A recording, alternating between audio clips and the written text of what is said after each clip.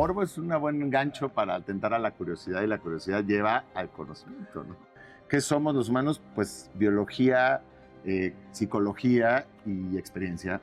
Hay este nuevo campo que el libro se mete ahí de la neuroparasitología, de cómo algunos de estos habitantes de nuestro interior a veces puedes cambiar nuestro comportamiento, ¿no? Y claro, la vieja guardia de la psiquiatría te diría, no, el cerebro humano, ¿cómo va a ser controlado por microorganismos?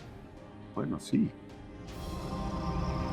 No es cierto que todos los caminos conduzcan a Roma. Los lugares donde podemos ir son casi infinitos. ¿Ya decidiste dónde quieres ir hoy? Piénsatelo bien para no equivocarte. Toma en cuenta que el tablero de ajedrez ha cambiado. Hoy el rey se ha enterado que va desnudo.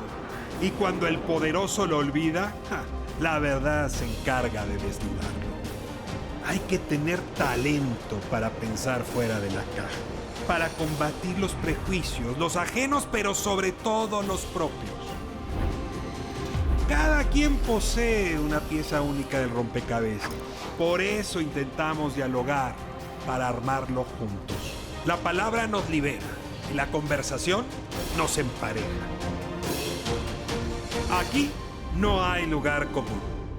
Hoy no hay lugar común. Tiene Andrés Cota Iriart como invitado, aprovechando la Feria Internacional del Libro. Aquí nos lo topamos y lo subimos a este tren. Muchísimas gracias, Andrés. No, con gusto, un gusto. Qué bueno que esta gran cita de gente nos lleve a converger. Y hablar de ti, porque de eso va. Normalmente hay un asiento negro enfrente y a mí me toca hacerla de quien saca la espada en la entrevista. Muchas veces te toca a ti hacer lo mismo. También, entonces hoy intercambiaremos roles. Conozco los dos lados de esta moneda, ¿no? Pues déjame, traigo aquí tu más reciente producción, Fieras Interiores. Vamos a hablar de serpientes y otras cosas. Pero voy a apartar un momento el libro para hacer lo que hacemos aquí, que es primero recorrer tu biografía. Una biografía es que yo aprecio mucho en la era de la superespecialización. Un poco agotado los superespecialistas. Sí, ¿no? Y todo es resultado zigzagueante. Oportunista epistemológico. Pelota de ping-pong, más bien. Así que... Biólogo, escritor, en efecto, divulgador, comunicador. A ver, ¿la biología el origen? ¿O hay algo atrás del origen? ¿Vas a decir que el derecho o el latín? Sí, el latín me llevó a la biología. Sería genial, pero no, realmente eso fue creo que, proceso orgánico de mis pulsiones. Yo desde niño tengo una pulsión naturalista, creo, de prestar atención al entorno y sobre todo a ciertas criaturas del entorno, los reptiles, los anfibios, los arácnidos. A mí todo eso siempre me ha atraído muchísimo. Supongo que de niño más, creo yo que de niños o niñas tenemos como afiliaciones estéticas, algo te llama la atención estéticamente. Y ya después, conforme vas avanzando, complejizando, pues vas encontrando el conocimiento atrás de eso. Tú a niños, niñas, chicos, yo tengo una hija, ahora tiene 9 años, pero pues me ha tocado ver todo su proceso y a los 3, 4 años, antes de que vean a un humano, voy a decir, no, a un adulto reaccionar así como, ¡ah! Y se ha hecho hasta el cansancio esos experimentos de poner bebés, ¿no? Con serpientes, porque hubo una época en que decían que había un miedo innato a las serpientes o a las arañas. Y es todo lo contrario. Tú pues bebés con serpientes y es más, si los pones con arañas y no te cuidas, se la comen, ¿no? O sea, un bebé agarra la araña y se... Entonces, luego el mundo adulto nos enseñan a tener miedo, no es instintivo. No, nada, cero. Y creo que los niños así, niñas, como nacemos sin todos los otros tropiezos de la adultez, ¿no? Nadie nace siendo racista. Tu entorno de adultos no te inculcó esos miedos. No me lo... ¿Pero por qué? Sí. La casa... No se censuró no se me censuró esas afiliaciones o esos llamamientos, porque bueno, mi mamá y mi papá son científicos, ¿no? Y en esa época vivíamos, cuando yo era chiquito, nos fuimos a vivir a Massachusetts, a Pensilvania, a Filadelfia y a Massachusetts los veranos, en Woods Hole, se llama, en Cape Cod. Y es un entorno todavía a la fecha bastante asilvestrado, pero que tiene estos institutos científicos ahí de oceanografía y biología marina, donde a mí me tocó crecer estos años de infancia temprana, que dicen infancia es destino, ¿no? Hay ese dicho. Sí. Te cuida porque hay gente que tiene infancias terribles y tampoco hay que decir que sea determinante, Pero creo que en las cosas Y positivas. hay unos que sí. le echan la culpa a la infancia de lo malvado que se volvieron y la verdad su infancia no tiene nada que Su ver. infancia era- O sea, en mi caso definitivamente infancia destino aplica porque no solo se me permitió, digamos, expulgar, ¿no? El entorno en busca de estas criaturas que además ahí abundaban mucho. Y llega un momento en que, pues ya lo dijiste claramente, tienes de un lado la beta científica, del otro lado, pues este contacto Sí, con las pequeñas bestias o fieras salvajes, totalmente. y tienes que elegir cómo te vas a educar. Sí, ¿Y o sea, qué eliges? O sea, ¿lo pensaste, lo dudaste? sí, no sé, es curioso porque, digamos, en estos dos árboles familiares, mis papás, mi mamá y mi papá son los únicos científicos. Entonces, en Ya. general, yo también crecí con familias con pues, otras aficiones, y una buena parte de la familia materna muy tirada hacia el arte y hacia la literatura, ¿no? De edad. Entonces, yo pues siempre también tuve una vida interior. O sea, la beta irial poblada. es literatura. Sí, y luego la beta cota, pues son gente de campo más, mis abuelos de rancho, y también eso fue algo de lo que yo abrevé mucho y que me ayudó a no solo ser una criatura urbana citadina, ¿no? En esta adultez, y pues supongo que toda esa mezcla te va dando diferentes intereses, ¿no? Tiene usted que estudiar primer año de universidad.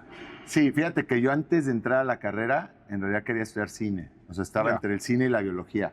Que además encuentro es una disyuntiva común en varias personas que conozco, cineastas que fueron biólogos o biólogos que se hacen cineastas. ¿No es decir que el séptimo arte es un avance de la biología? ¿No? Sí, A sí, ver, creo que el ¿cómo? cruce entre el séptimo arte y la biología, pero también entre, por ejemplo, la literatura y la biología, o la literatura y la medicina, no es extraño. ¿Y entonces ahí te defines por la biología? Sí, también por una cuestión que fue más práctica, que es, ahorita es un momento en que yo a lo mejor puedo echarme 4 años de biología, si lo hago al revés no va a Eso pasar, no va a pasar.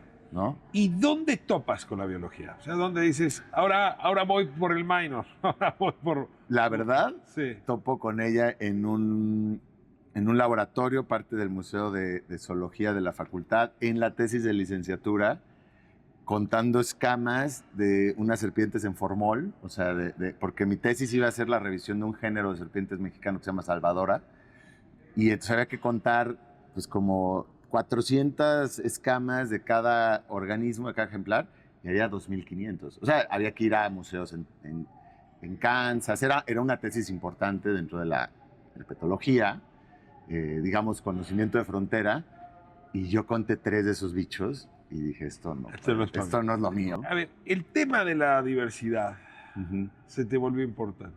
Sí, Una tesis tuya insistente.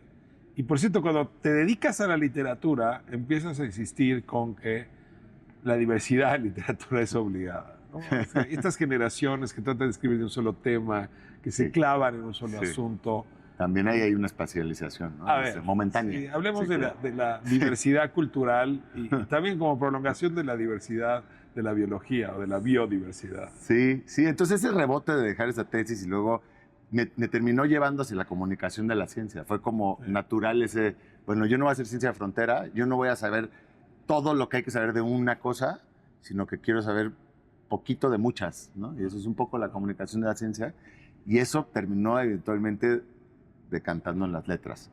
Y entonces, claro, cuando yo empecé a escribir, a sentir ese llamado o a descubrir esa, yo digo placer tortuoso, no sé si tú estarás de acuerdo, que es como ser alpinista, o sea, hay momentos muy difíciles de ser alpinista, pero... ¿Por qué no me dedico a otra cosa? Pero al final estaría ganando más dinero como dentista. Total, pero al final es adictivo, o sea, al final hay un proceso mental involucrado que no te lo da nada más, ¿no? Ese pensamiento vertido, lo que te obliga ahí. Bueno, el caso es que cuando yo descubrí eso, pues claro que empecé a escribir de biología y de animales. Y como yo leía en inglés, porque aprendí a leer en inglés y aprendí a escribir en inglés, y por eso tengo muy mala ortografía, porque eso me destrozó ambas reglas de los mundos ortográficos, pues claro que he leído mucho Nature Writing. Sí. Y me llevó mucho tiempo darme cuenta que en español eso no lo teníamos. No lo tenía. No por ahora y no en las grandes, ¿no? Esto te lleva justamente a la televisión. Es un par de... No, la televisión la es un medio de ¿cómo llega? subsistencia. Lo que me lleva a la televisión es que de libros, vender libros es difícil Ya. vivir en... No va a decir que imposible, hay quienes sí. Pero si pudieras solamente vivir de hacer divulgación escrita, ¿lo preferirías? ¿O te gustan los otros formatos de divulgación? Probablemente, Y digo televisión, como redes sociales, como TikTok. probablemente lo seguiría haciendo porque me interesan esas múltiples trincheras y diferentes públicos. Pero me gusta, por ejemplo, mucho más el audio, me gusta más el podcast y la radio que a veces la televisión, ¿no? O sea, pero sí los documentales audiovisuales me encantan también, o sea, por supuesto. Vamos a hablar de Fieras Interiores. Es un texto que, en fin, muy rápido me identifiqué con ese niño que tiene una relación, en mi caso, como ambivalente frente a estos bichos. Ajá. Claro que te llaman la atención. Pues a quién no, o sea. Pero ¿sabes? casi como la muerte te llama la Que te atención. habita. Bueno, el morbo es un buen gancho para atentar a la curiosidad y la curiosidad lleva al conocimiento, ¿no? ¿De qué van las fieras? Sí, interiores? o sea, este libro está dedicado pues a nuestro paisaje interior, ¿no? A las entidades que nos habitan, llámesles parásitos, ¿no? Llámesle pues toda la microbiota, bacterias, hongos, protozoarios, incluso arácnidos que habitan en nuestro rostro y que más bien no nos lo han contado, entonces sorprende, pero por supuesto que a esta escala de la vida somos más un paisaje, ¿no? Somos ecosistemas, somos interacciones. Hay este dicho que decía Walt Whitman de yo contengo multitudes. Es cierto, tú contienes multitudes, pero de diversidad biológica, ¿no? Miles de especies. Que además no estaríamos vivos si no claro, estuviesen ahí. de las cuales dependemos. Es una relación de interdependencia, ¿no? Entonces, bueno, es prestar atención a estas capas, digamos, que nos constituyen, pero que curiosamente al estar tramando con eso que nos habita, pues me di de bruces, vaya, con otra capa que nos hace personas, que es las entidades psicológicas, ¿no? Los pensamientos, recurrencias, obsesiones, compulsiones, que también nos hacen ser quienes somos. Y por último, otra capa que fue metiéndose, que es la memoria, ¿no? Nuestras experiencias. O sea, ¿qué somos los humanos? Pues biología, psicología y experiencia. Y entonces un poco todo eso nos hace ser la persona. Y entonces eso es este libro, ¿no? Una cosa va habitando Para la otra. efectos prácticos, en su estudio, uno traza esas fronteras que acabas de trazar. Ujú. Pero en realidad no No, existen esas fronteras. pues es como, no hay separación mente-cuerpo, ¿no? No La existe, mente que fue un es gran resultado mito. del cuerpo y el cuerpo, pero fíjate, el cuerpo no depende de la mente, lo que pasa es que te quedas vegetal, ¿no? Es otra cosa. Pero sí, no hay separación y esta idea de la microbiota, finalmente lo que pasa es que no somos individuos, somos holobiontes, ¿no? Entonces, claro, sorprende que la leche materna en realidad alimenta bacterias y no necesariamente a la cría, pero en realidad es que esas bacterias son parte de la cría, ¿no? O sea, son interdependientes. Así que eso está un poco dedicado. Claro que mucha gente decide o omite esto porque cree que la realidad es este tamaño humano de corporación, cuando, bueno, es una de las capas, ¿no? de una realidad mucho más expandida y medio alucinatoria. Déjeme cerrar con un campo que sí se está ampliando de manera muy relevante, que es la neurociencia, que es Sí. ver cómo pensamos con el estómago Sí, o con el corazón. Eso era un poema en otras épocas. La poesía se adelantó a decir Siempre lo que se hoy adelanta. la ciencia está confirmando. Claro, claro. ¿Cómo reaccionas frente a esto que nos están contando Me los da científicos? gusto, ¿no? Me da gusto que se rompan también los paradigmas, porque todavía, por ejemplo, hay este nuevo campo que el libro se mete ahí de la neuroparasitología, de cómo algunos de estos habitantes de nuestro interior a veces puedes cambiar nuestro comportamiento, ¿no? Y a veces devenir incluso en patología mental, en este caso en esquizofrenia. Y claro, la vieja guardia de la psiquiatría te diría, no, el cerebro humano, ¿cómo va a ser controlado por microorganismos?